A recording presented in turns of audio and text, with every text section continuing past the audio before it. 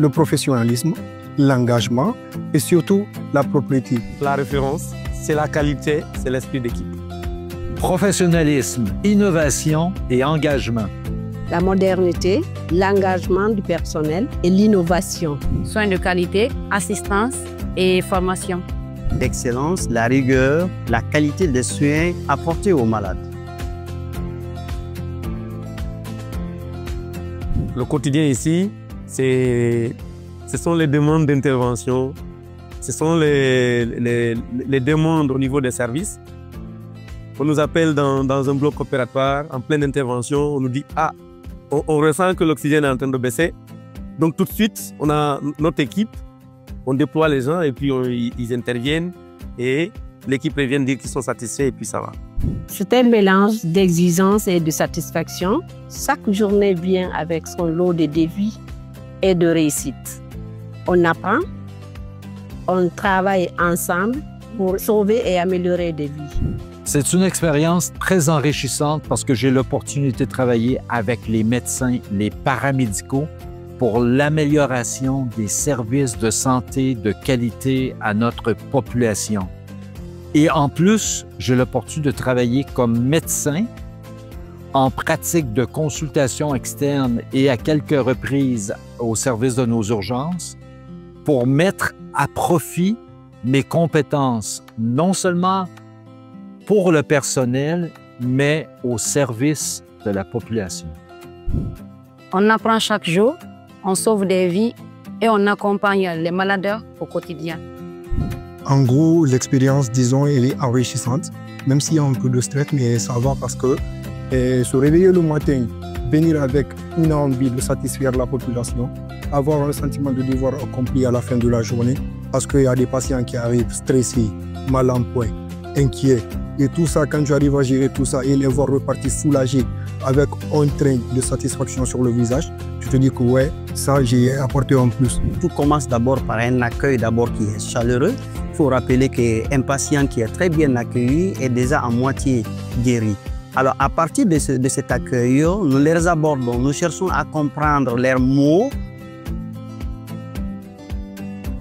Mon souhait, c'est qu'on continue le développement du plateau technique, maintenir les compétences par de la formation et aussi de l'innovation par le développement du plateau technique. Renforcer la formation continue du personnel et en plus développer de capacités techniques pour offrir des soins de qualité à chaque patient sans exception.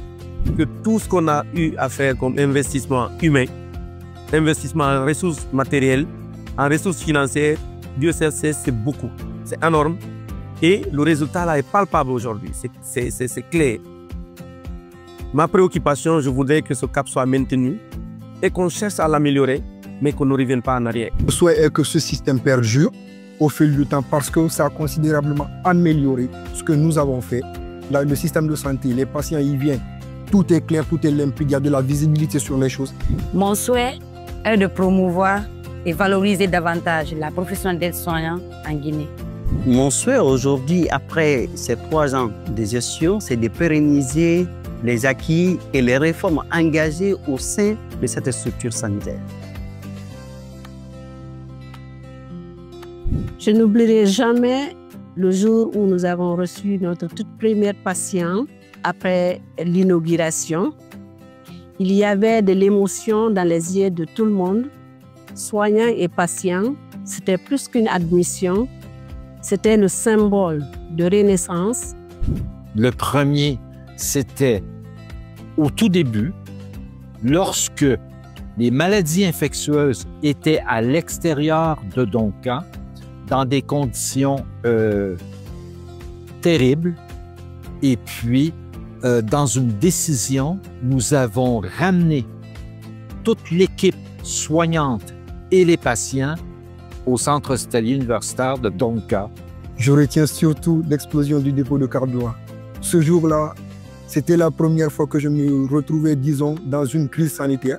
Certes, je suis venu un peu plus tard, mais déjà la mobilisation qui était là, que ce soit l'équipe médicale, l'équipe paramédicale, tous ceux qui étaient là, que ce soit les parents de malades, leur inquiétude. C'est vrai que tout n'a pas été satisfaction parce qu'il y a des gens qui ont perdu leurs parents. Déjà, je les présente mes condoléances encore parce que jusqu'à présent, la peine existe. Mais en vrai, voir la mobilisation de cette équipe le jour-là, voir comment la structure a fonctionné, des médecins, que ce soit des professeurs ou quoi, il n'y avait pas de différence. Chacun mettait du tien pour pouvoir s'en sortir. L'inauguration de Donka, sincèrement parlant, ça me vient à l'esprit à chaque fois. On n'était pas trop sûr. Le défi était énorme. Et quand on disait que la date s'approchait et on voyait l'ampleur de ce qui nous attendait, sincèrement, à un moment, je doutais.